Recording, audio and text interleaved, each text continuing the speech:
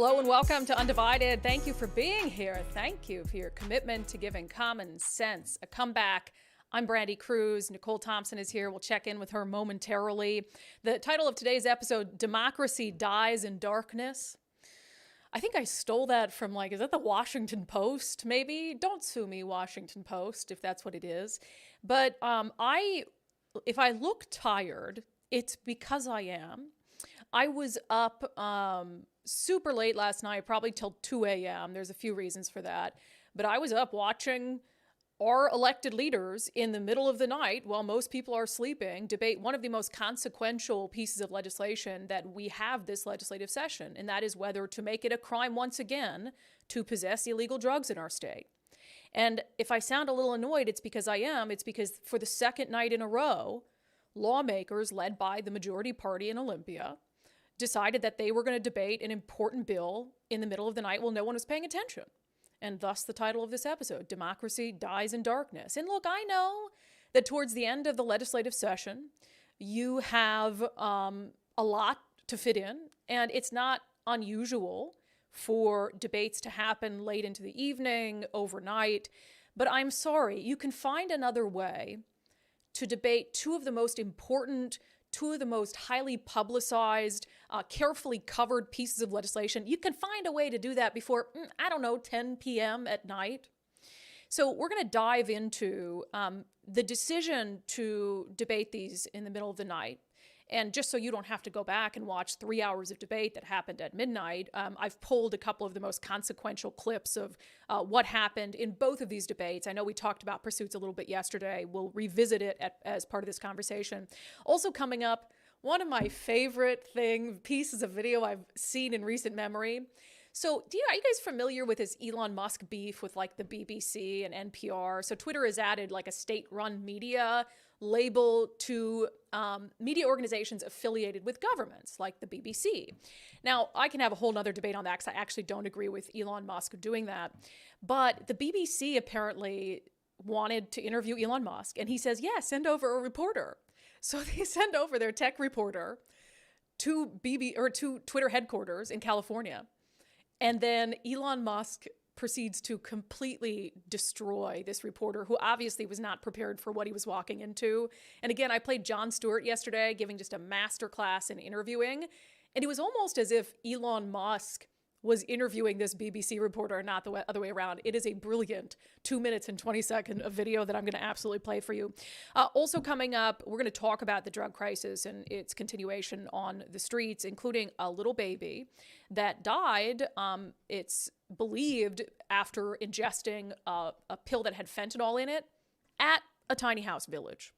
So that's just how absolutely broken our system is. But first, Nicole, can I talk about my Fox News experience? Oh, please do. Oh my gosh. You guys. Please talk about it. Please. Okay. Now, I am a good, diligent reporter, and I really, did care about watching the Blake debate at 1 a.m., but I was also already up for something else.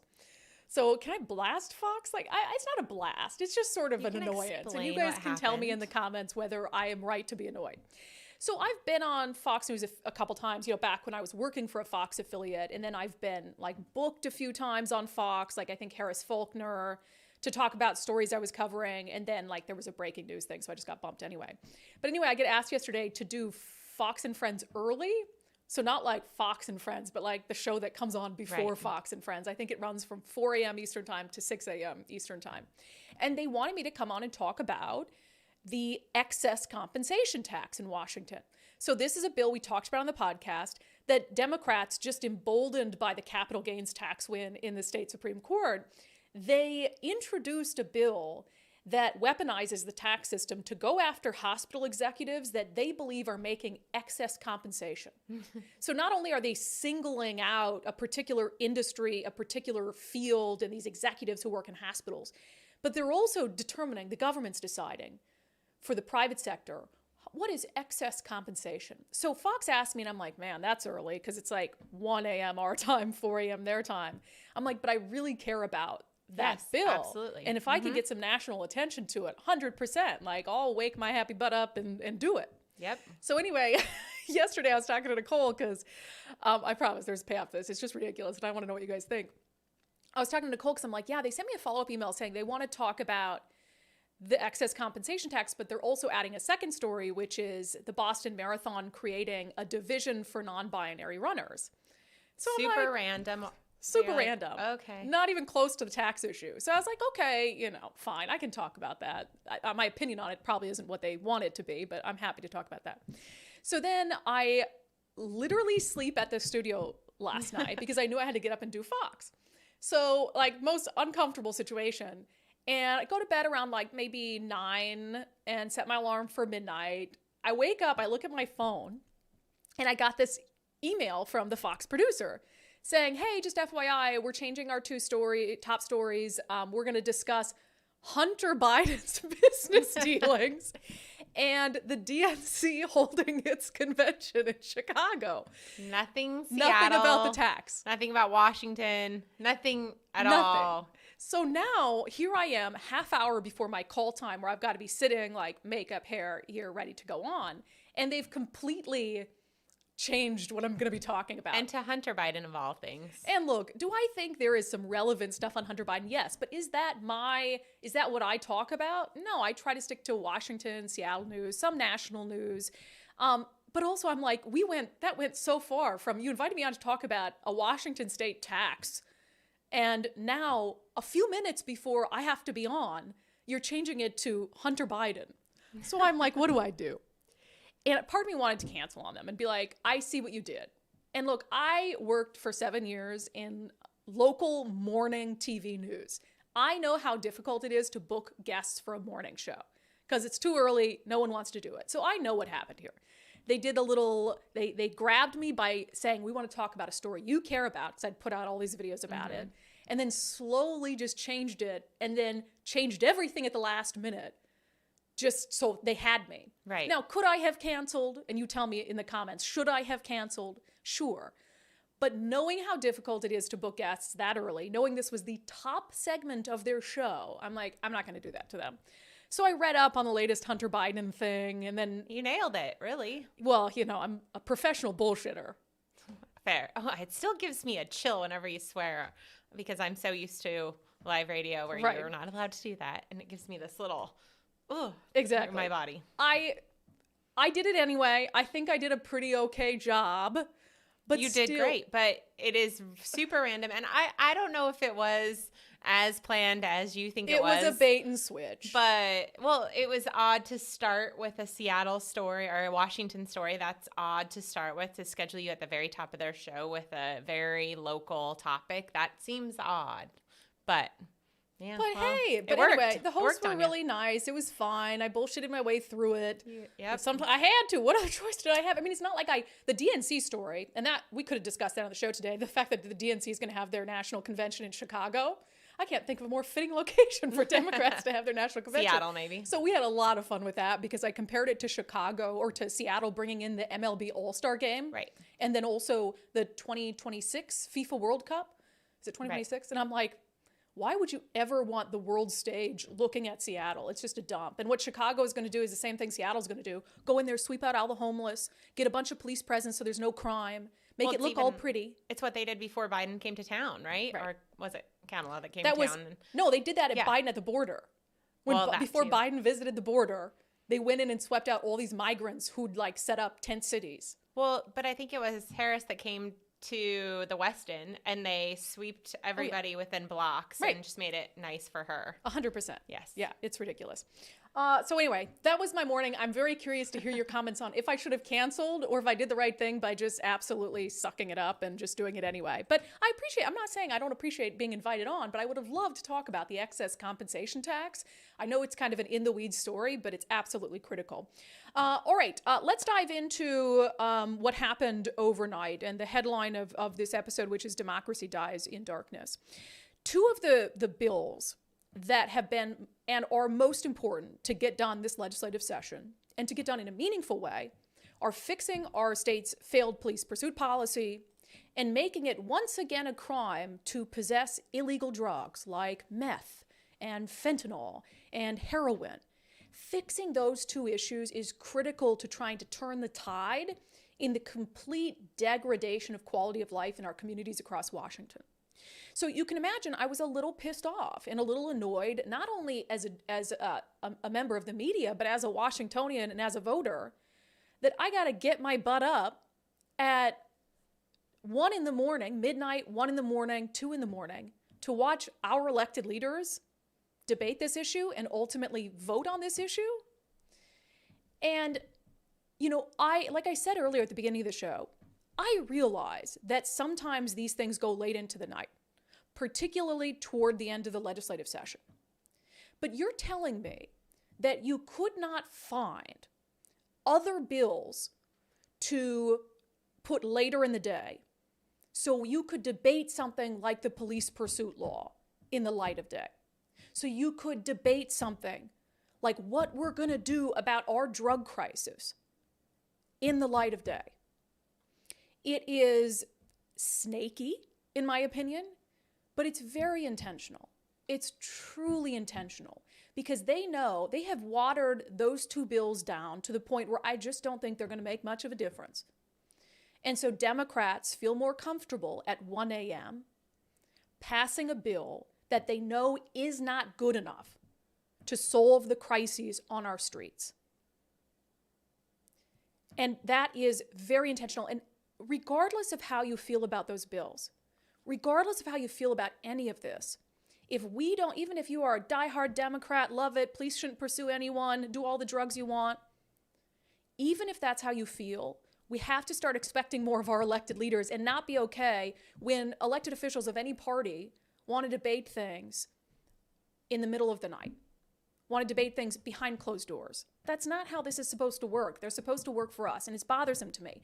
So as just a reminder, Monday night, around roughly midnight, the police pursuit bill that has been watered down beyond recognition, although I'm glad it passed, it's something, but it's certainly not good enough.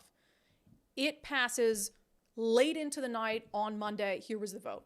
The question before the House is final passage of Gross Senate Bill 5352 as amended by the House. The Speaker's about to open the roll call machine. Speaker has opened the roll call machine. Speaker has locked the roll call machine. Clerk will announce the record.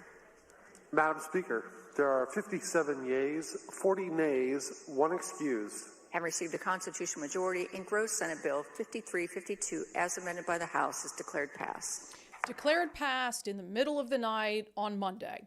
Fast forward to actually early this morning. What began late last night extended into the early morning hours. The watered-down version of a fix for the Blake decision, which nullified our state's felony drug possession statute, comes up for a debate. It goes for a vote. It passes at 1:35 in the morning. Here's the moment. The question before the House is final passage of engrossed second substitute Senate Bill 5536 as amended by the House. The Speaker's about to open the roll call machine. The Speaker has opened the roll call machine. Has every member voted?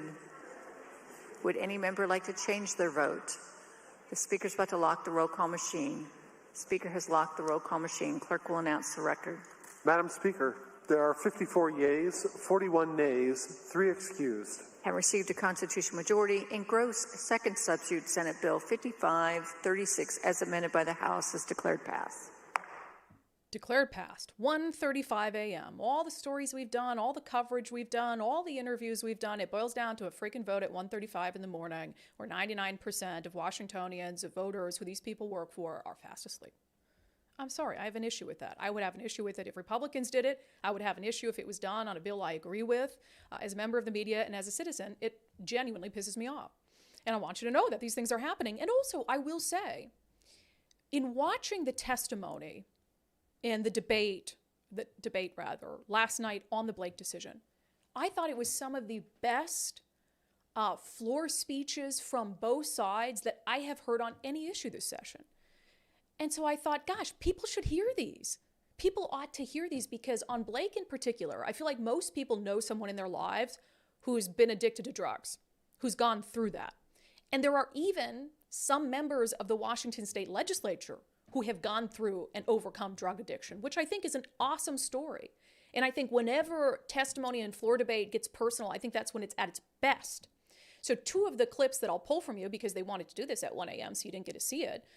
Tara Simmons, who's a representative who's, in my opinion, been pushing some bills that are really pro-criminal, but she is a convicted felon who spent, time homeless, grew up in an awful, awful environment, got addicted to drugs. So Tara gave some really impassioned remarks, and then following her was Republican State Representative Jacqueline Maycomber, who gave some incredibly passionate remarks of her own. I have survived more violence than anyone should have to, and drugs numbed the pain. Incarceration never did anything for me except add another layer of trauma to my life and to the lives of my children. Imagine withdrawing from opiates, meth, and alcohol, all alone in a cold cement jail cell, without any food or medications, and the only water comes from your adjoining toilet. After being arrested, strip searched, and told by the police, prosecutors, and judges how worthless you are. None of the people or the systems in my life ever saw my caring heart or my desire to do good. I am afraid for our next generation, Madam Speaker. It's not a war on drug, Madam Speaker. We're losing it. We're losing it every day. You can see the numbers. I was pulling up the CDC statistics on death rates and fentanyl. It's astronomical. I don't even want to talk about it. That's where I feel like we didn't give any answered treatments in the last policy when we talked about the Blake fix. And now we didn't require the treatment to finish. We're talking about how people feel. But I think we all agree on the same path. You have to live before you can feel great. You have to be picked up off the streets. You have to be held somewhere. And you have to just not, in your mind, an act of addiction, say, I will go someday. You have to be taken there. And the story about the water in the jail and on the floor, my God, no one wants to experience that. But the alternative, Madam Speaker, the alternative is death. Yeah. See what I mean? Those were both great, impassioned, honest speeches. And it's a shame that they happened in the middle of the night. And so that's part of this that I don't get. If you have Democrats like Tara Simmons who feel so strongly that this version of the Blake fix, which, is there a little bit of a stick? Yeah, but it is carrot, carrot, carrot all day. If you have Democrats who believe this is the appropriate balance between accountability and help, then they should be proud to debate that at a time when everyone is watching. And it's a bummer that people aren't going to be able to see impassioned speeches like that, because who's going to go back and watch 4 hours of testimony on TVW? Probably not very many people. So anyway, before actually the Blake thing came to the floor, and it was kind of a last minute thing, House Minority Leader J.T. Wilcox, so the ranking Republican in the House, sent out a tweet and he said, the bill that once was the Blake fix has become the Blake fake. House Ds are poised to destroy the compromise that 3 caucuses support and pass a bill that is completely toothless in its approach to the most deadly drugs.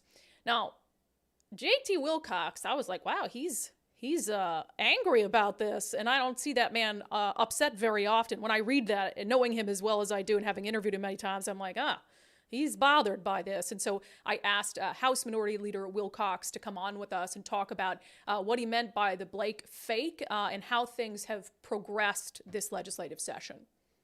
Representative Wilcox, thanks for being here. Well, thank you so much for having me, Brandi. Yeah, when we were chatting earlier, you sounded fired up, ready to go. That's right. You get down to these cutoffs, sometimes things get ugly. And I feel like we've had a couple of days of very self-righteous Democrats deciding that they know everything that's right and being totally unwilling to accept Republican ideas on things that are deeply meaningful and things that we basically agree on in many cases. And in fact, I just stepped off the floor right now on a simple little bill that for some reason decides that the state is only going to help state institutions of higher learning and doesn't care about private universities that have done so much for us. And in fact, I thought got quite bigoted out there when we were lectured about the fact that some private universities have a church affiliation. I didn't appreciate that. And I just feel like this session is degenerating into something very ugly after it had a pretty good start. And you said, so for people who haven't heard from you before, and you've been on our show several times, you're usually a pretty calm, measured guy. And when you say things could get ugly today, what should I take that to mean? Well, I think debates on simple bills are going to get very complicated. You know, and a lot of this is triggered by the fact that we've got a large majority over there on the Democratic side.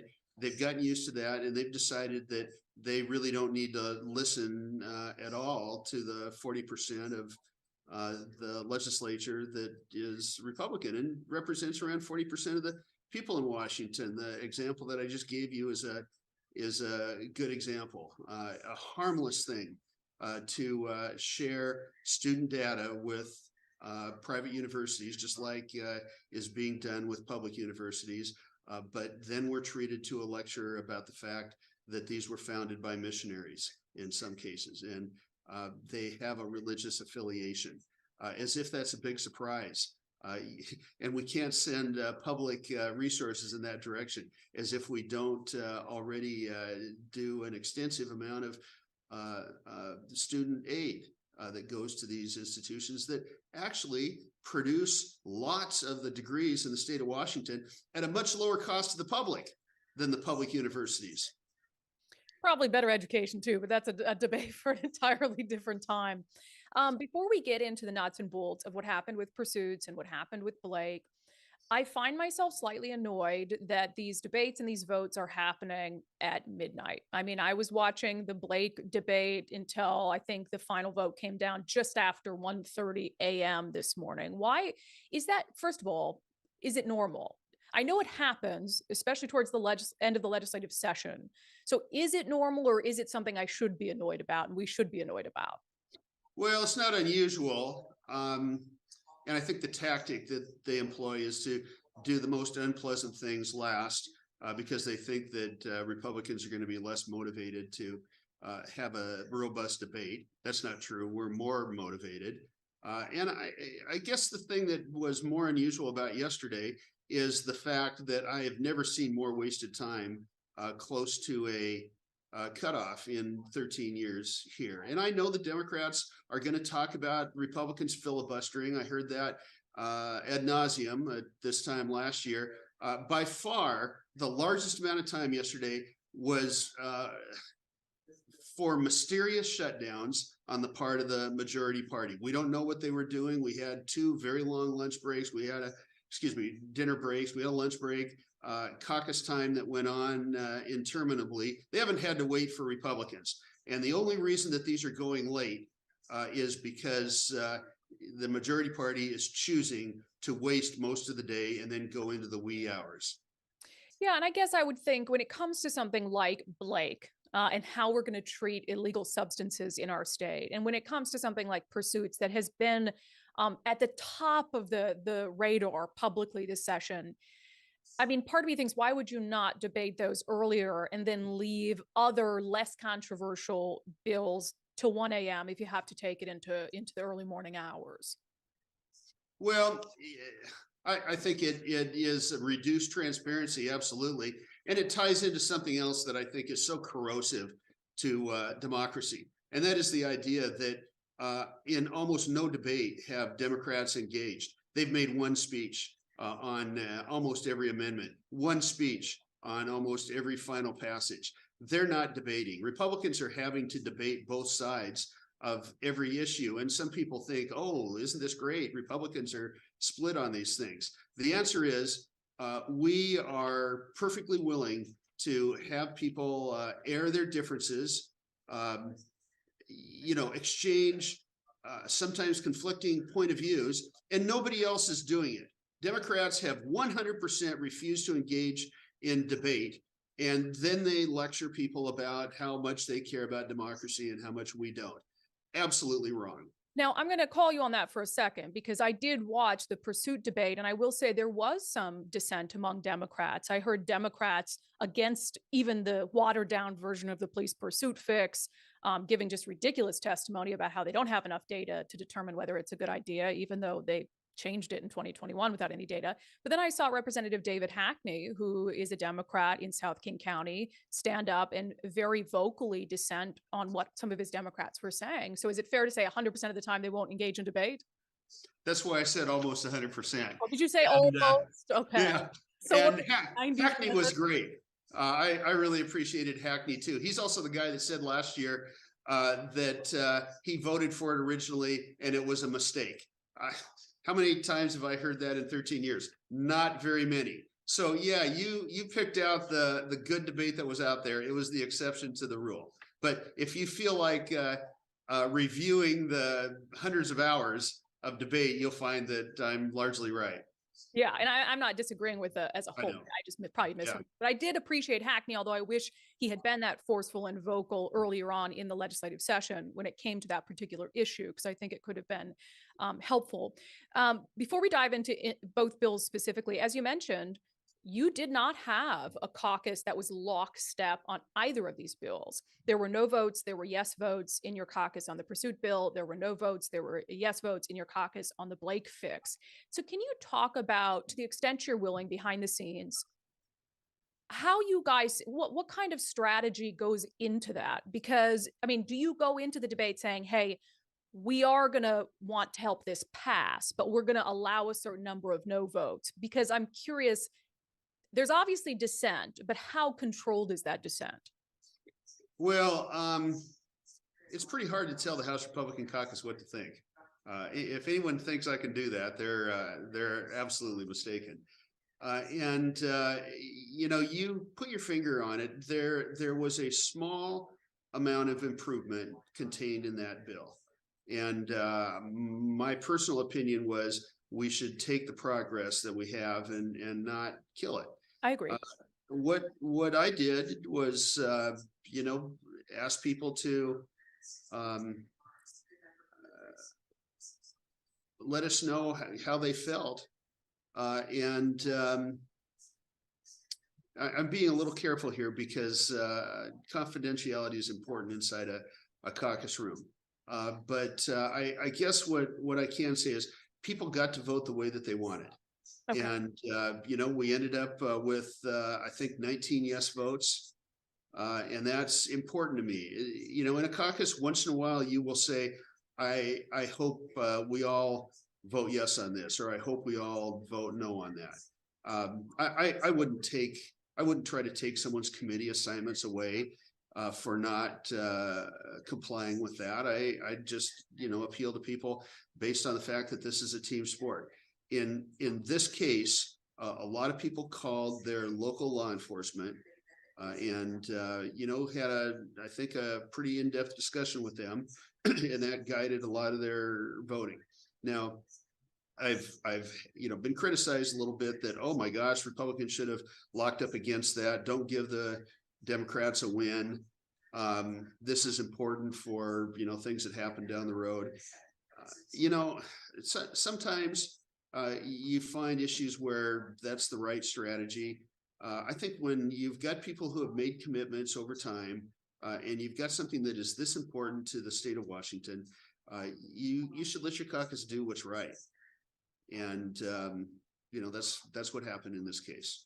Yeah, and I you know, advocated publicly, and I had asked the Republicans to vote yes on it, just because I'm kind of the mind that, will it give Democrats what I think is a very flimsy win that they're just going to turn into their political advantage on the campaign trail, of course. But at the end of the day, you are in the minority. And if the bill, as watered down as the pursuit bill is, saves even one life because an officer can pursue someone they couldn't under this just awful version of the bill right now, then I look at it and say, okay, well, then you just have to suck it up and do it and just live with being in the minority. You put out a tweet on the Blake fix, and I'm going to put that in air quotes for people listening on the podcast. You know, I really liked some of the initial compromise bills, bipartisan bills that came out to fix the state's drug possession statute. You on Twitter called it the Blake fake, the version that was passed on the floor in the early morning hours today. Why the Blake fake? Well, because we had a solid Blake fix that was available to the House Democrats. It had been agreed on by the Senate and Senate Republicans and Democrats, and supported by the House Republicans. So it's 3-1, a viable fix that would bring law enforcement and the justice system into the solution for addiction. And, you know, nobody thinks that law enforcement is the best choice or the only choice, but it should be part of the choice. And, you know, we should never be in a position where if people choose to lay on the street and die, that's okay. It's just impossible to understand people that will, you know, somehow seriously espouse that position. And instead of the thing that almost everybody in Olympia agreed with, the House Democrats decided to do something that had so many off ramps and so many second, third, fourth, fifth, sixth chances that it was essentially toothless. I think it was very, very offensive to people that care about this issue. And, you know, it becomes a very emotional debate because there's hardly a family in Washington that hasn't been touched by this, either with family members who have recovered, family members who are lost in some way, or family members that have been casualties of this. And so it's not one where people can depersonalize it. And I just, my whole goal in this debate was to make sure that what passed out of the House was seen to be as hopeless and weak as possible, because it will then go into a conference committee where the Senate Blake fix has the chance to prevail in a much smaller kind of secret group over the Blake fake. Yeah. And I agree with you on I watched the debate this morning, and I will say they were some of the better speeches I've heard this session, and really on both sides of the issue, very personal. And I think that's the best kind of debate, is when you really know the real impacts on people. Your caucus member, Jacqueline Maycomber, gave one of the best speeches I've ever heard her give. Very, very passionate. We played it just a moment ago. When it comes to, you know, the Republicans who reluctantly, I would say every Republican who voted yes on Pursuit or Blake did so reluctantly. You can correct me if I'm mischaracterizing that. And a lot of them expressed their hope that these bills would be improved. If not this session, the next legislative session, there would be another effort to strengthen the pursuit law and the drug possession statute.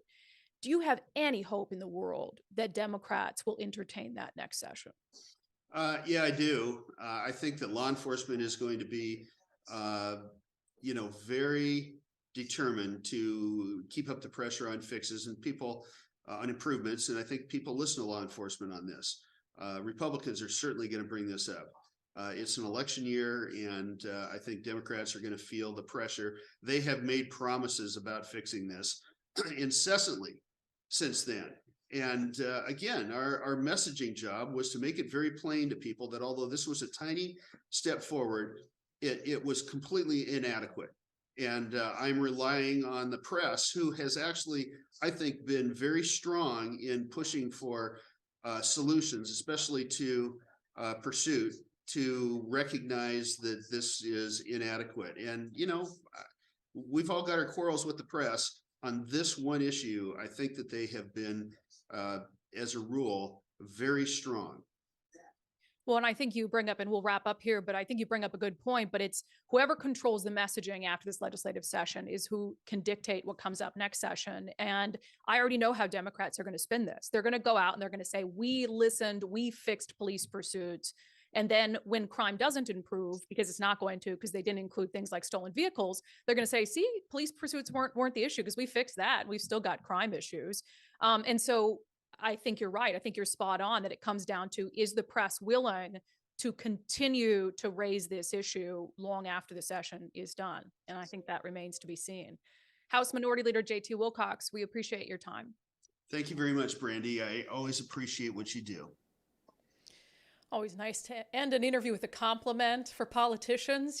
That's a good way to end it. I appreciate the minority leader coming on. And like I said, that's fired up for him. And I can tell that he's thoroughly annoyed. And look, I think being in the minority in the way that they are in the House and the Senate and not having the governor's office, I imagine that is quite frustrating. But there are some hard realities about not winning elections. And one of them is you don't get your way. And I will say this, and I hope, I'm going to save this clip for posterity and repost it every time I see someone who wants to attack or vilify or go on a rhino witch hunt. Their words, not mine. I hate the word rhino. For Republicans who voted in favor of the watered-down pursuit bill or Republicans who voted in favor of the Blake fix. I will defend those yes votes as I would defend anything else that I believe in firmly. Look, what choice do you have? The choice that you're giving them is politics and party over what's best for people. And I get it that the bills aren't great. I get it. I agree. I believe that they're weak. I don't believe that they're going to have a substantial impact on the crime and the disorder and the drug abuse that we're seeing manifest on our streets. But when you are in the minority and you do not have enough votes, you have to take what you can get. And I realize that there are some Republicans who are going to worry about what this means politically. Like, oh, you gave in to Democrats and their weak bills. But do we want politicians who are worried about political optics, or do we want politicians who are doing what they can, the best they can for the people they serve? And I think that a yes vote is doing the best that you can in the minority for the people you serve. When you take the pursuit fix, just as an example, weak fix, it does restore some authority to police to pursue suspects in specific cases that under the disaster of a law right now they cannot. So if you have one instance when that bill takes effect where a police can pursue a dangerous criminal that they wouldn't have been able to otherwise, is that not worth it? Is it ideal? No, but is it not worth it? What if it's someone behind the wheel of a car who in 2 miles down the road would have hit a vehicle head on and killed 2 kids, like we saw happen in Sunnyside? If that was the one vehicle that police were able to pursue under the watered-down fix, is it not worth it? And so I don't get the vilification, the demonization, the rhinoization, can I say that, of Republicans who I think made the correct moral choice, which is they chose people over party, people over politics, and they sucked it up and they voted for a bill that they didn't like. And the same is true with Blake. You know what the alternative was? Do you know what the alternative was to voting against the watered-down version? The alternative was that come July, de facto drug legalization. If they didn't pass a fix at all, even if it's a fix that wasn't great, in July, we would have gone to de facto drug legalization across the board. That was the alternative. And it was an alternative that the only way to avoid it for Republicans in the minority was to support a bill that they didn't necessarily think would do very much. So that's when I pose it to you, is how can we be mad at Republicans who supported either of those pieces of legislation when the alternative is not saving any lives, or the alternative is people can just carry around meth, fentanyl, heroin at will, and there's no law against it on the books. So look, you can't demand perfection from a party that doesn't have control. I know I'm sounding preachy, but for the love of God, if I see people throwing around rhino one more time, I will absolutely vomit. I think that's the second time on the podcast in a week I've threatened to vomit over use of the word rhino. Maybe it's because I get called a rhino so much, which you can't call me a rhino because I'm not a Republican. So technically, I'm not even Republican in name only. Anyway, wow, I got to take a sip of the espresso. I'm sure the comment section is a little lit up after that. All right, are you thinking about selling your house? I've been seeing all these stories about people fleeing Washington for Florida and Texas and all these places with much different politics. I know if you're thinking about selling your house, you might be wondering, like, is the market great right now? Because we know it's just been up and down and up and down. And has it been better? Of course. But sometimes you don't have a choice and you're like, I got to go and I got to sell my house. We have added to the podcast Wes Jones as one of our sponsors of Wes Jones and Associates. One of the longest running, most trusted real estate agents in our area. And they have an exclusive system over there that is really innovative when it comes to marketing your home, not only locally, but internationally, to try to get you the best possible offers, the best possible price. And Wes is great. You know, he was a sponsor on Dory Monson for a long time. And so trustworthy, loyal, and he'll tell you the truth. I mean, if you go to him and you say, here's my circumstances, is there a window of opportunity right now for me to sell my house? He'll be honest with you. He might say, wait a little bit longer, or yeah, let's do it now. I see a window where we can get in on this. So sellwithwes.com, sellwithwes.com, a better way to sell your home. All right, I want to comment on the drug crisis and just one more story, because we are coming off this conversation about Blake, which the bill that has been passed is essentially going to divert people to treatment alternatives every step of the way. Now, I think that's a good thing in the sense that we want people to recover. It doesn't do us any good if we are only focused on incarceration and the criminal justice avenue, and then they pop back out on the other end. They're still addicted to drugs and they're still stealing bike parts and peddling them on the street and stealing crap from Target and running open air stolen merchandise markets on 3rd Avenue. That doesn't do us any good. So it has to be a good combination of accountability. Sometimes accountability is what it takes for someone to change their ways. We've heard stories like that. But you also have to make sure, hey, well, we've got them and we're holding them accountable. Let's get them a little bit of help. But, you know, I do think the Blake fix is a little bit weak on that end. I think, again, it's just being way too soft on people who are not in a place to be able to make the best decisions for themselves. And as a result, they're making decisions that are negatively impacting society. And that's why I thought it was important to get a better Blake fix on the books, which I just don't think is going to happen. But I wanted to talk about opioid overdose numbers for this year, because there was a story that popped up, and I should correct myself because I said a baby died. The baby didn't die, okay? The baby's alive. But there was a 15-month-old, this is a Como News article, 15-month-old who was rushed to the hospital because the parents suspected that the child had ingested marijuana, pills that had marijuana and fentanyl in them possibly. And so this happened Tuesday morning. Como says that paramedics could be heard over the police scanners asking how much Narcan to give a toddler who's overdosing, although it sounds like Narcan was never actually administered to the kid. But I think one of the really remarkable things about this is this allegedly happened at a tiny house village, like a sanctioned tiny house village, run by Lehigh, which is the Low Income Housing Institute, which I know, Nicole, you've covered quite a bit about Lehigh and their adventures.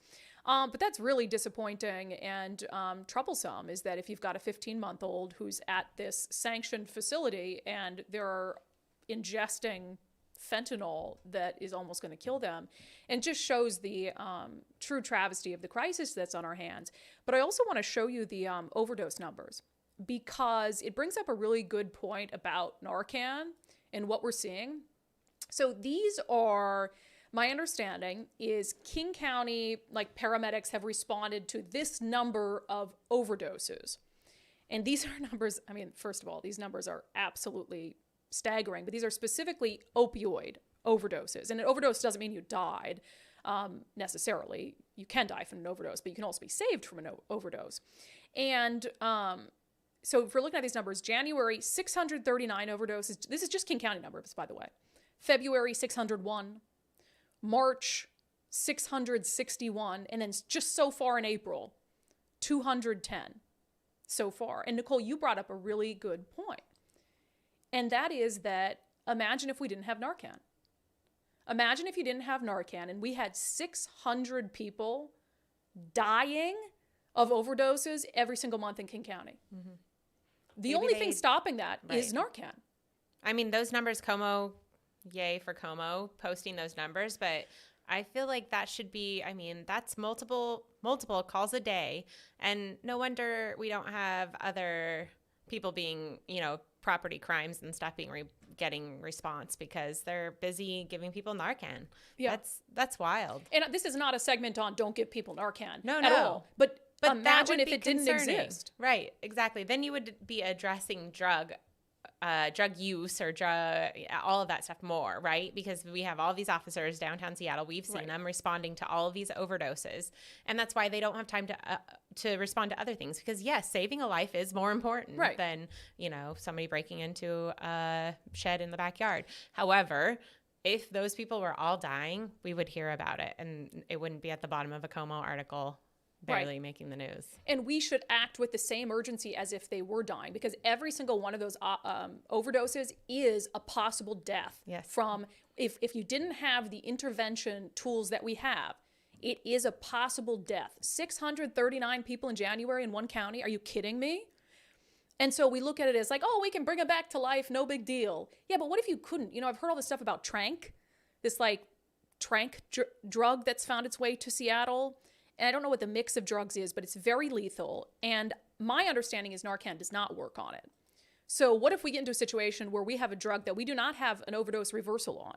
And then you've got 600 deaths in a month. Is that really the point that we're going to allow ourselves to get to before you pass meaningful changes in Olympia? And that baby, if those drugs were present and that's why they thought the baby had overdosed or had possibly overdosed on them, what are they doing in Lehigh housing?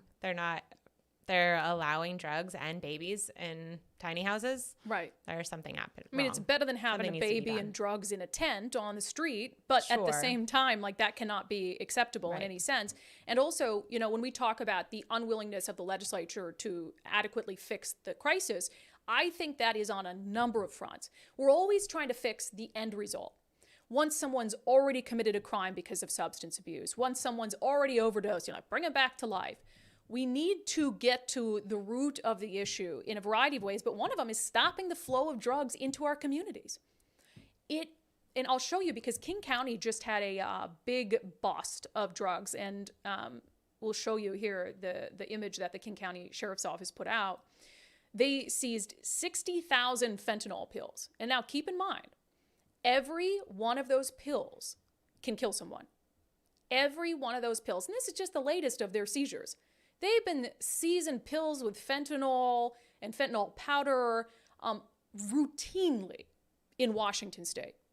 And there was a bus that had enough doses of fentanyl to kill every person in King County. Did you hear Dow Constantine say anything about it? No. Did you hear Jay Inslee say anything about it? No. The fact that these leaders claim to care about drug overdoses, but will not acknowledge the elephant in the room, which is these drugs are coming up from Mexico. You are, because of your ideology and your care, I think genuine care and concern for people fleeing here from other countries, you are completely blind to the security crisis at the southern border.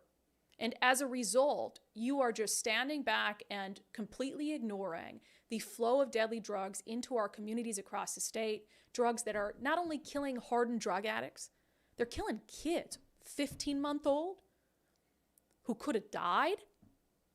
I have sat across from parents whose child ordered some designer drug through someone on Snapchat, had fentanyl, killed him, 17, 18, 19 years old.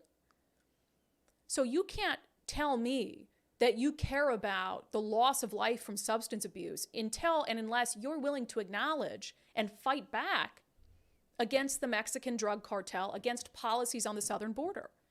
Jay Inslee should be holding press conferences blasting the Biden, if he truly cared, he should be holding press conferences blasting the Biden administration for not doing more to stop these drugs from coming into our state. And on top of that, it's all tied back to the police pursuit law as well. I mentioned this on the show yesterday. If I'm a cartel kingpin, queenpin, why would I not traffic drugs through Washington state? Why would I not send my minions to traffic drugs into Washington state when I know for a fact that if they get pulled over, they can flee? And then my person's not in custody, and my drugs are safe, and my money's safe. We have to look at this holistically. It's not enough to say, let's get these drug addicts into treatment. That's good. But let's stop these drugs from getting into their hands in the first place. And let's enforce the laws that we have on the books to make sure that the people who are peddling these drugs in our communities are being held accountable to the fullest extent of the law. And in order to hold them accountable, police have to be able to arrest them. And in order to arrest them, sometimes they have to be able to pursue them. All of this fits together. And if we put aside Democrat, Republican labels, and we realize and we agree on we want to save people's lives, we should be able to talk about all of those issues I just discussed in a nonpartisan, bipartisan way. And we're simply not. And that is why I get so freaking disappointed with the two-party system. You're so busy pointing fingers at each other, claiming that you're the side that cares more about people. And we can't just sit down and acknowledge the reality and talk through what are real solutions. It's so disappointing to me. And I know that that is not some groundbreaking theory that our two-party system is absolutely dysfunctional. But the number of people who are needlessly dying in our communities because of your absolute dysfunction makes me sick. Wow, I'm always sick. Things are always making me sick.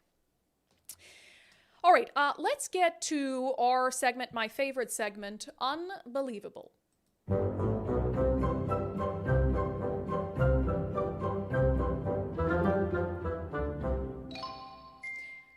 Just in case you wanted to know, no, it does not make you a bad parent if you want to know where your child is at night. No, it does not make you a bad parent if you want to have a say in your child's medical care. And no, it doesn't make you right-wing if you have a problem with your child at a young age getting a surgery to change their gender or treatment to change their gender without consultation from you. And I want to just reinforce that for you, unless you're going absolutely crazy because the media ecosystem and social media and Democratic politicians in Washington state want you to believe that you are a bad parent, that you're an abusive parent, that you're just simply right-wing if you care about your child enough to want to have a say in their lives. I posted an op-ed on Patreon and Locals last night. It is behind a paywall, right now at least. So if you want to read it, it's for subscribers on Patreon and Locals. I'll probably end up lifting the paywall on it here in a little bit. But it's a story I've been working on for some time because I've seen so many examples. And the headline is, "Parents are the last people Democrats should be pissing off." There's a growing army of voters who are not only fed up with government interference in their homes, but government ineptitude outside their homes. And it's this story I've been sort of slowly building upon, because there have been a lot of examples going back to the early stage of the pandemic of parents being like, party be damned, ideology be damned, like, hey, stop messing with my kid. Go back to school closures and parents packing school board meetings, being like, hey, we need our kids back in school. Or no, my child is not going to play their oboe in a little tent in music class because you think that'll stop the spread of COVID. And then I think of parents in Linwood, Washington, who realized an opioid treatment facility was going to open up just yards from a boys and girls club and just yards from where their kids play baseball and softball. And they're like, hey, no, you didn't even tell us about this. And they showed up and protested and went to meetings. And then you had parents in Tenino and Enumclaw who started pushing back against the placement of violent sexual predators in less than secure facilities in their neighborhoods, near school bus stops. And in Tenino, they pushed back successfully and stopped a facility from even opening.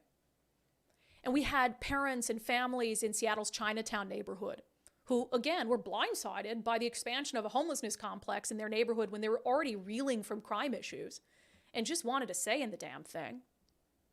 So I've seen all these examples of parents, and I really think it's something that's happening with more urgency and frequency, standing up for themselves and not waiting for the media, not waiting for politicians, and trying to take their households back.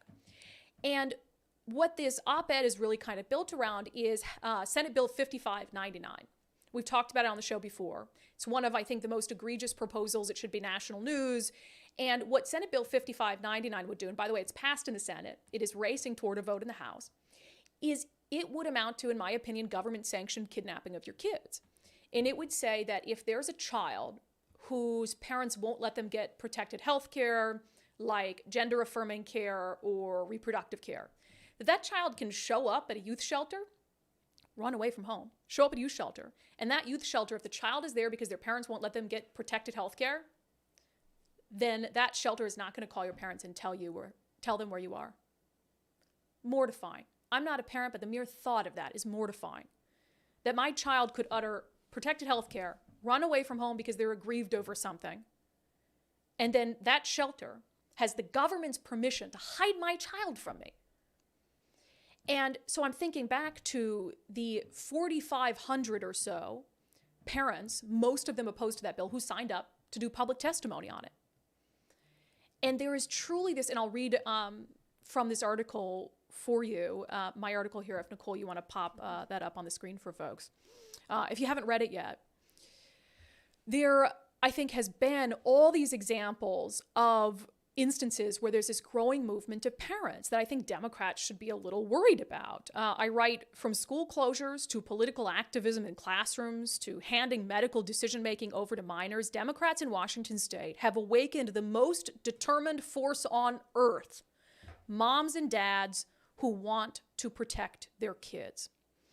I go on in the story to talk a little bit about this indifference outside the home that these parents have as well. And, I think, and I've had a lot of feedback from parents on this story thus far, but in it, I talk about this growing army of voters who are not only fed up with government interference inside their homes, trying to take over parenting for them, but government ineptitude outside their homes. So here you are, parents in Washington state, and you're doing your best trying to care for your kid in your home, and then the government's like giving your child the ability to make medical decisions on their own. The government's giving your child the ability to run away from home if you don't agree with their medical decisions. And then you try to send your child out into the world. You've done your best to protect them at home, but sometimes they've got to leave the home to go to school and do all these things. And you have Democrats showing this callous indifference for the safety of children outside the home with some of these bills that they're pursuing. The pursuit bill, I'm reminded of the children who have been killed because police couldn't pursue a suspect. I'm reminded of the 2 young foster kids in Sunnyside who were killed when a DUI driver smashed headfirst into the car they were in. I'm reminded of 12-year-old Immaculate Goldade in Pierce County, walking home from a sleepover hand in hand with her friend Kathleen when they were hit by a landscaping truck driven by a that was stolen by a wanted criminal. Killed Immaculate instantly, left 12-year-old Kathleen dying in a ditch next to the body of her best friend. So as a parent, what are you supposed to do? What are you supposed to think?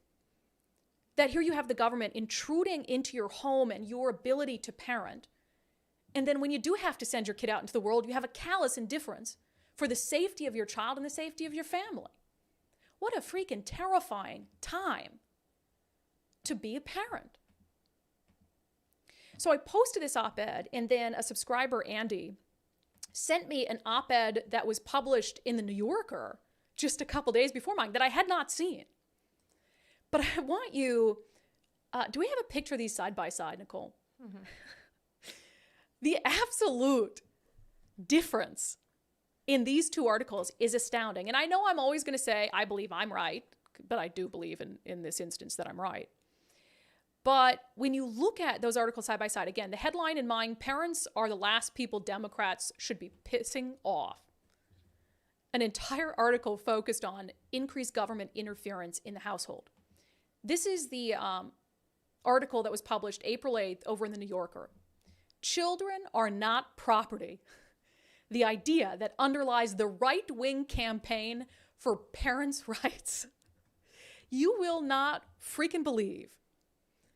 I got to read a couple portions of that article. So if we just look at the article from the New Yorker, it's built around this idea that kids aren't the property of their parents, and that parents, only right-wing parents, want this much of a say in their child's life, and they're doing it because they want to treat their kids like property.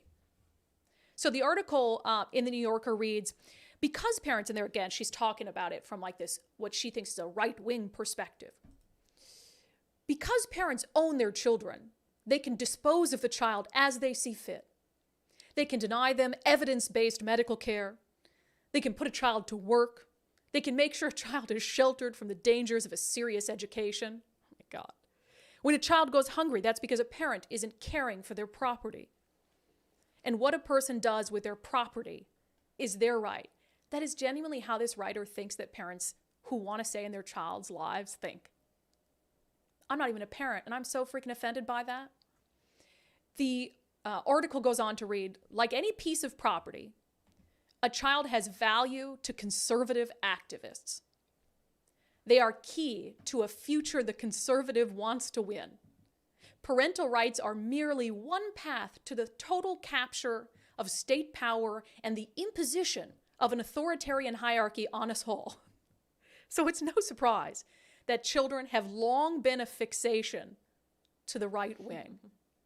Can I just read a portion of that? Parental rights are merely one path to the total capture of state power and the imposition of an authoritarian hierarchy on all of us. So it's no surprise that children have long been a fixation to the right wing. You have got to be freaking kidding me.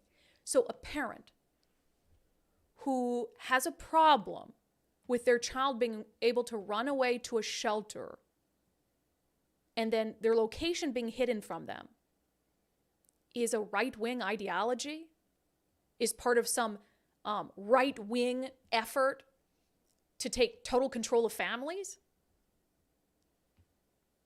Are you kidding me? A parent who wants to have a say in what kind of life-changing medical care that their child is receiving is part of some right-wing fantasy to impose an authoritarian hierarchy on all of us? Isn't it possible that there are some really good parents out there who are doing their best to raise their kids and simply don't want the government interfering in their household, don't want the government giving their child rights that they don't think that their kid is old enough to handle quite yet? Genuinely. And this writer, Sarah Jones, who published this in the New Yorker, she kind of got, what do you call it on Twitter? Ratioed? Yeah, she got ratioed when there's like more comments than there are people who shared the article. And they quote tweeted the heck out of her, and rightfully so. And it's this old standby trick that the far left uses. Anything that they're doing that is blatantly unreasonable, unjustified, when there's pushback to it, what do? They attribute the pushback to the right wing. And they think that that's so scary. You know, on the issue of Senate Bill 5599, as I write about in my op-ed, what have they done to opposition to that? They've said that it is transphobic, that you can't be opposed to Senate Bill 5599 unless you are transphobe. And that scares parents. Like, there's a lot of parents who are just reasonable parents who are like, oh, I don't want to be labeled a transphobe. I guess I got to support 5599. Or if you're not a transphobe, then you are hopelessly right-wing.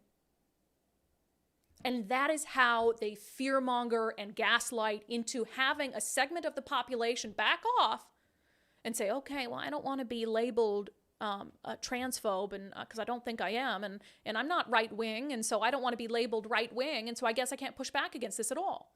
No, reject that. Push back.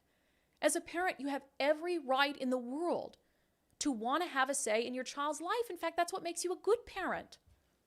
You're not going to write your kid off and say, oh, let the government decide what you're going to do, who you're going to be. There is no good parent on the planet that's okay with that. And the idea that you have people like this columnist in the New Yorker, the idea that you have Democrats in Washington state who want you to believe that it's bad parenting, that it's abusive parenting, to want to have a say in your child's life is truly unbelievable. Okay, methodworks.com is one of our new sponsors on the podcast. I've been pushing this great deal that they're offering to small businesses, whether you've got 5 employees or 50 employees.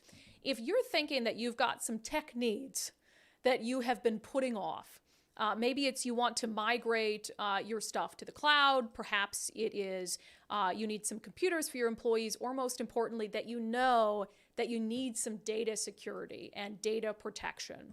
And you're just like, I don't even know where to start. call Mark Harmsworth over at MethodWorks. You can go to methodworks.com. That's methodworks.com.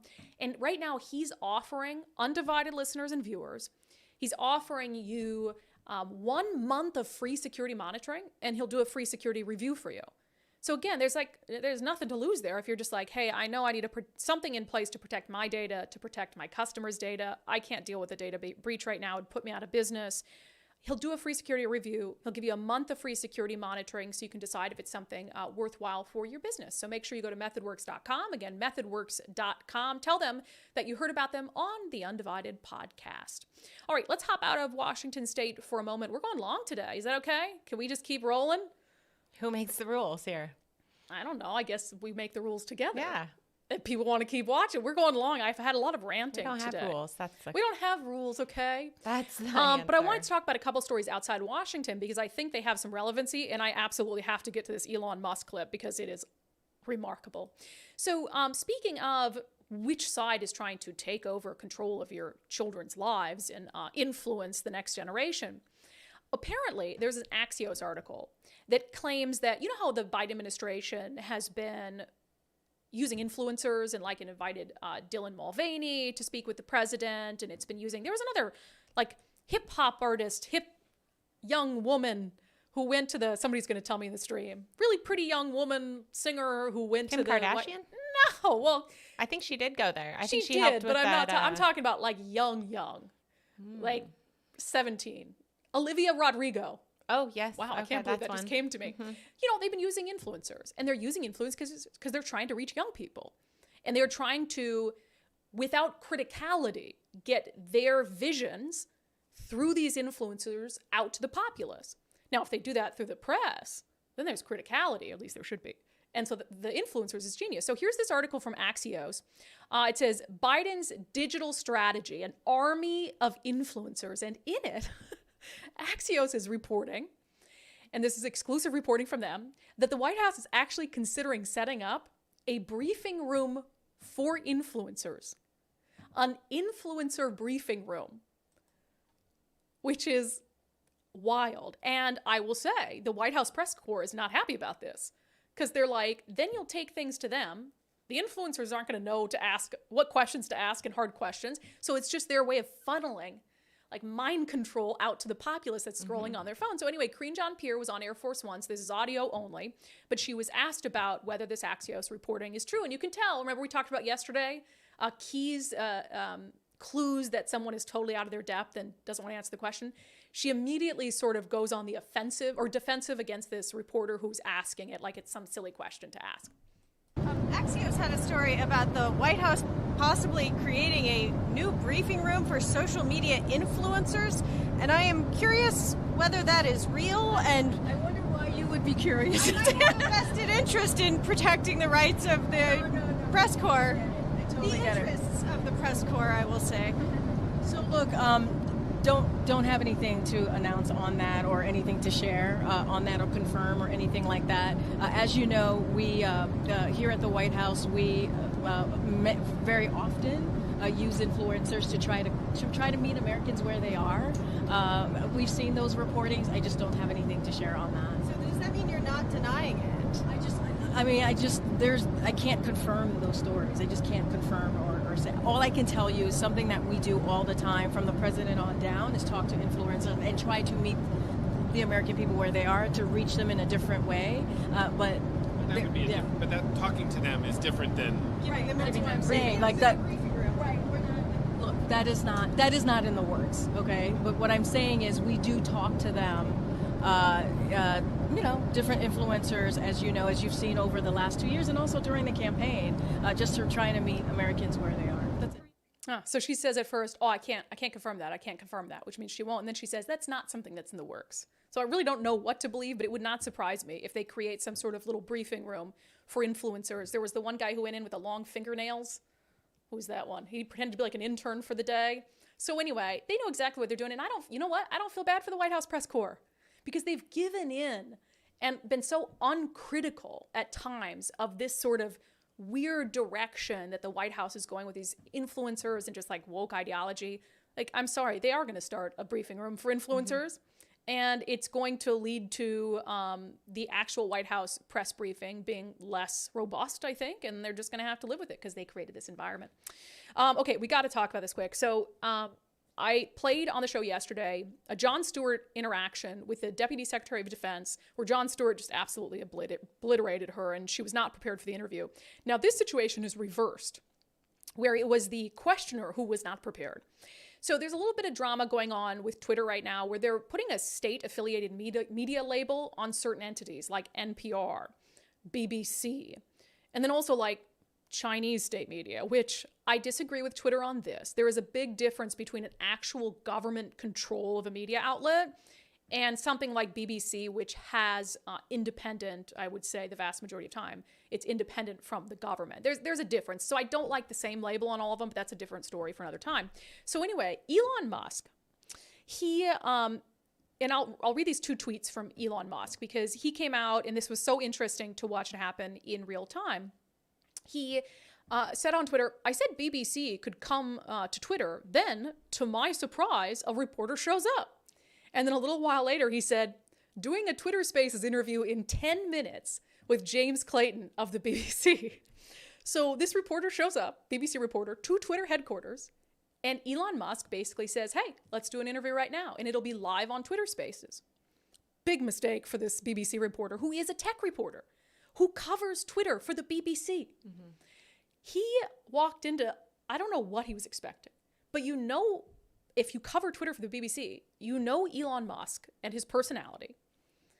And I would hope that you also know the ins and outs of what's been happening at Twitter. So anyway, this BBC reporter proceeds, and I'm going to play the whole 2 minutes and 20 seconds, I think it is, because it's glorious.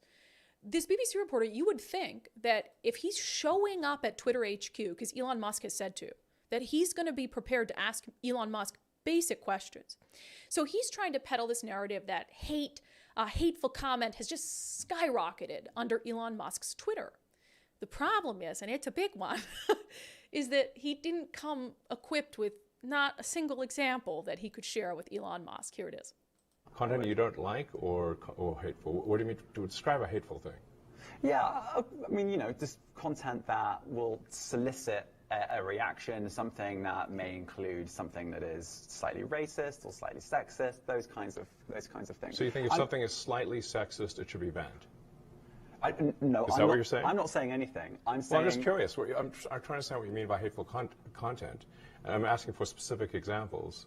And you just said that if something is slightly sexist, that's hateful content. Does that mean that it should be banned? Well, you've asked me whether my feed, whether it's got less or more. I'd say it's got slightly more. That's why I'm asking for examples.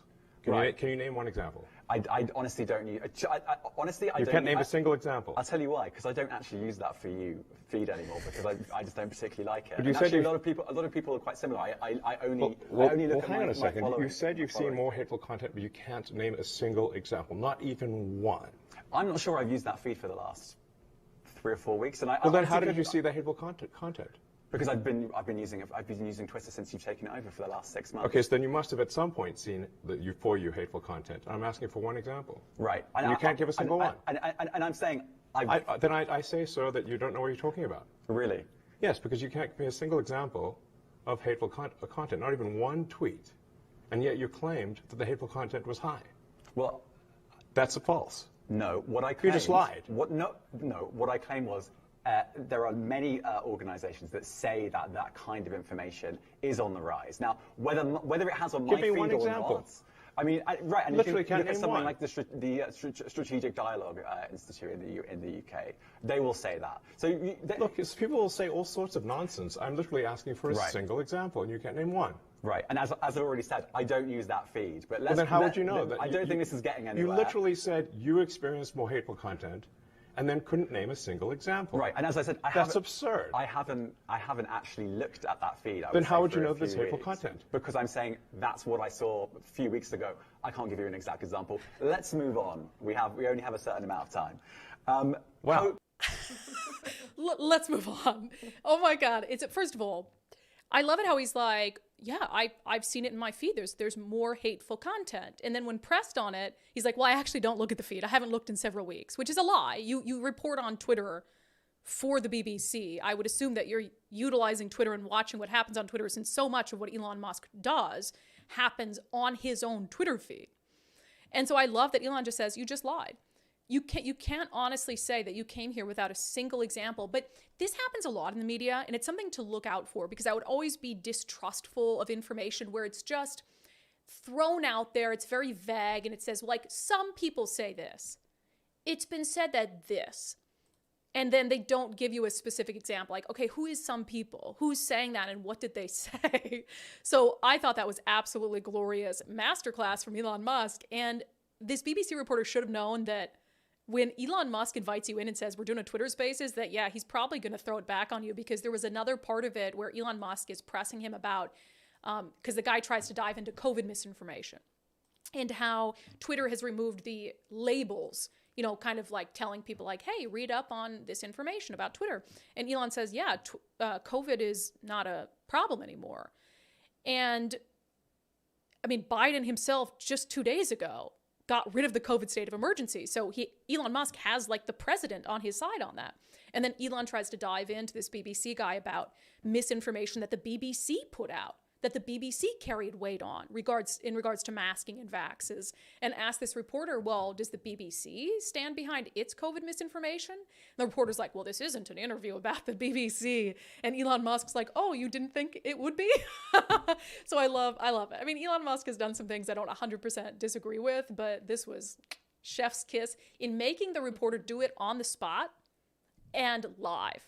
Because had that only been a taped interview, BBC would have taken that and they would have aired little clips of it. They never would have aired those exchanges, not in a million years. So love it. Okay, I told Nicole yesterday that I am pressing forward on losing the last 8 or 9 pounds of my COVID weight before my bachelorette party in San Diego. And then, of course, I had a moment of weakness yesterday, and I slept here at the studio to do my Fox News hit, and I ate a snack that Nicole left laying around, and I was very guilty, but I'm like, you know what? On the Eastside Weight Loss Clinic plan, which I've been doing since November, it's really not the end of the world. And Dr. Ryan Coogan over at Eastside Weight Loss Clinic, he never acts like it's the end of the world. And the nice thing is the plan, you've got a little handy app on your phone. So if you slip up or you have an issue or you're having like a craving repeatedly at night, you can just message them like, what do I do about this?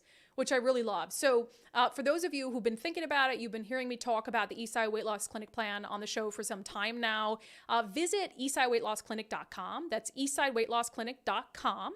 And sign up for a free 15-minute consultation. It's really easy. It takes you straight there. You just pick a little time on the calendar, do a 15-minute consultation with Dr. Ryan Coogan. He'll explain the program, and you can decide if it's right for you. But I will say for me, I was carrying around some extra COVID weight, 42 pounds worth of it, and I lost so much of it in the first 2 months. And now I've just got that last little bit that I need to get off, not only before my bachelorette party, but before my wedding. You know, I got to look good in that wedding dress. Yeah, I just want to feel good too, okay? So eastsideweightlossclinic.com. All right, let's take some questions from the stream, and then we'll do a quick sanity check. We went way over today because I'm just having so much fun. Somebody said in the comments, yeah, keep going until 3. We're not doing a 3-hour show. I don't know how you guys did that, Nicole, how you guys did 3 hours a day, 5 days a week. And the nice thing I loved about your guys' show, you didn't repeat the hours. No, that was something he did before me. Not under after. Nicole. There are shows where if you listen, it's the same hour. They just tape it or they recycle the stories. Right. So they'll recycle the stories a couple hours later. Never on your guys'. No, occasionally Top Story comes back because we would redo a Top Story, but we'd never play back an interview a second time, anything like that. No. Talk about it brand new. Not allowed. Okay, comments. Let's see. From Aaron on YouTube, at least this was passed at all, though. We shouldn't, and I think you're talking about either the Pursuit bill or Blake. He says we shouldn't dismiss the fact that cutoff for bills brought forward is today. I'd rather see the passage of it than it die. Shady, yes, but still passed. And I agree. Like I said, doesn't mean we can't take issues with it, but I do agree that something passing is better than nothing. Kathy said they also did this with the sex ed bill during the pandemic in the middle of the night. I don't remember that, but I wouldn't surprise me if they did it in the middle of the night. On Facebook, Megan said, why is it named Blake? It was named after a lawsuit that was brought about by a person named Blake, who'd been arrested because they had narcotics on them. And the issue with the law and why the state Supreme Court struck it down in the Blake decision is they said the law needed the word knowingly. So it had to be worded in a way where you could only get in trouble if you knowingly possessed drugs. And so basically, it legalized the kind of not my pants defense, where you could say the way our law was written is like, oh, I didn't know those drugs were in there. And they'd have to prove that you knew that those drugs were in there. And so the Blake decision is named after the person who ended up challenging the law that led to the law's demise. Good question. I love that you want to know these things. On Corey, Facebook said, bad policy is made through emotions. I tend to agree. I also think bad policy is made by a single party because they have no one checking their work and they're just pushing through things with no backstop for bad ideas. If you've got at least Republican control of one chamber, you're going to have to work together or none of you are going to get anything passed. Let's see. Rick said on Facebook, this is our state, not their state. This is underhanded. If Republicans pulled this crap, there would be a loud outcry, but the Dems think they can do whatever they want. Wrong. Vicky writes, you got to do what will work, not what you wish would work when you are in the minority. So what if every Republican voted no on the bills? They still would pass and Dems have the perfect ad campaign. And I don't know if they would have passed if every Republican voted no, because there was dissent among Democrats. There were some Democrats that just want drugs to be legalized. And there are some Democrats who didn't even want the watered down pursuit fix. So I do actually believe that it required some Republican support to be able to push them through. Is that all the comments you pulled for today, Nicole? Well, yes, we've been a little busy. We have been a little busy. It's been one of those days. I'll get to a couple on Patreon. Will said, do you expect anything else from them? Well, actually, I'm surprised they wouldn't just do it in the middle of the day and give a big middle finger to the people of the state. They don't care about us. Yeah, I mean, maybe they just think fewer people will pay attention. And if fewer people are paying attention, then that's great. Let me see here. And then Sarah reiterated on Patreon that the sex ed bill in 2020 was passed at 2 a.m. on a weeknight. Absolutely intentional to try and keep people from watching. I don't remember that. Maybe that's because in 2020 there were so many other things going on. Okay, Beth says on Patreon, the drug and alcohol overdose deaths this year have already surpassed the deaths for all of 2012. Sarah said, oh, for sure Democrats are worried about upsetting parents. That's why our federal government put FBI tags on parents for speaking at school board meetings. And now AG Bob Ferguson tried to pass House Bill 1333 that targeted parents speaking at school board meetings as, quote, domestic violent extremists. Hey, at least that didn't pass.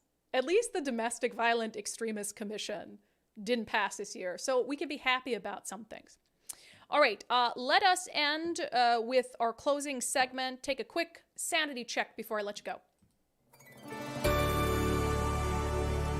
I mentioned the op-ed that I penned and posted on Patreon and Locals. You can find out how to sign up at the end of the show today. We'll have a website for you that you can go to. But I really think it's time that we start thinking ahead to what kind of bills could be proposed, to what we should reasonably be worried about. Because I think a lot of the times we're on the defensive and these horrible bills come up and it's like fight, fight, fight as hard as you can, but sometimes you can't put the toothpaste back in the tube. And I am really concerned on a parental front. What could be on the horizon? And let me tell you why. When it comes to Senate Bill 5599, which would allow your child to run away from home and go to a shelter, and if they're there for protected health care, then the shelter might not tell you where your child is. The reason that that bill in part worries me so much is it puts abuse, actual physical abuse of your child, on the same tier as not wanting your child to get gender affirming care. Because if your child goes to a shelter right now and it's because of abuse, that is a reason under the law for them not to call parents. So when you add you not wanting your child to get gender care or a certain reproductive health care, when you add that as a reason, you are essentially saying that those are the same thing. That someone who physically abuses their child is the same as a parent, that it's abuse to not want your child to get certain gender care without you having a say in it. And so I got to thinking yesterday, that it sounded insane initially in my head. And then I'm like, absolutely not. That is the most sane thought I've had in a while. Think about where they could take that law. If they consider it abuse for you to deny your child certain gender care, what would stop them from taking your child away from you? Seriously, stay with me for a second. If they can take your child away from you, rightfully so, because you physically abuse your child, and they have now, with this law, put denying your child certain health care, like gender-affirming care, reproductive care, on the same playing field as abuse, what would stop them from introducing a law down the road that would take your child away from you if you do not want your kid to get gender care? And I'm reminded of a story we covered out of Oregon, where there's a mom of 5 in Oregon, wanted to adopt, her husband died in 2017, wanted to adopt 2 siblings from the foster care system. And she was denied because under Oregon law, you have to agree that you will abide by your adopted child's preferred gender identity and what they want to do with their gender. So when she was asked, and mind you, these 2 siblings she wanted to adopt were both under the age of 9, she was asked whether she would, hypothetically, allow her child to access cross-gender hormones. And she said no, it was against her religion. And the adoption was denied. This is, by all accounts, a loving mother who provides her 5 kids a healthy, happy home. But because she would not agree, at some point in the future, hypothetically, if those adopted children wanted to change their gender, that she would not agree to help facilitate that, they were left in foster care. So again, Oregon's not that much different from Washington politically. You look at them putting a lack of willingness from parents to let their child get gender care on the same playing field as abuse. It would not surprise me. And I think it is sane to be worried about the precedent that this will set, and that the government will take a very serious step into your home by saying, if you're not willing to do this for your child, which we think is good parenting, and it's abusive not to let him do it, then we will do the parenting for you. And we will do that by taking your child away. I'm not a parent yet. I'm not pregnant either, I should clarify. But the thought of that still terrifies me. And I think it's sane to be worried about that and to be thinking about what could come next. All right, that has been it for this very long episode of Undivided. Thank you for being here. Thank you for your commitment to giving common sense a comeback. We appreciate all of you. We appreciate all your comments and your thoughts. We'll have another great show for you tomorrow and a subscriber-only show, Sundays with subscribers. Why would you not want to be here for Sundays with subscribers? We had a blast last week. So if you'd like to sign up, go to undividedpod.com. That's undividedpod.com. And that's your one-stop shop for all things Undivided. You can find a link to watch shows and clips. You can figure out where you can listen to the show in podcast form if you prefer not to see us. You can also find out how to contact the show, but most importantly, how to support the show. We cannot continue to do this show full time without the support of our wonderful subscribers on Patreon and Locals. That's it, everyone. I will see you, and Nicole will see you tomorrow at noon.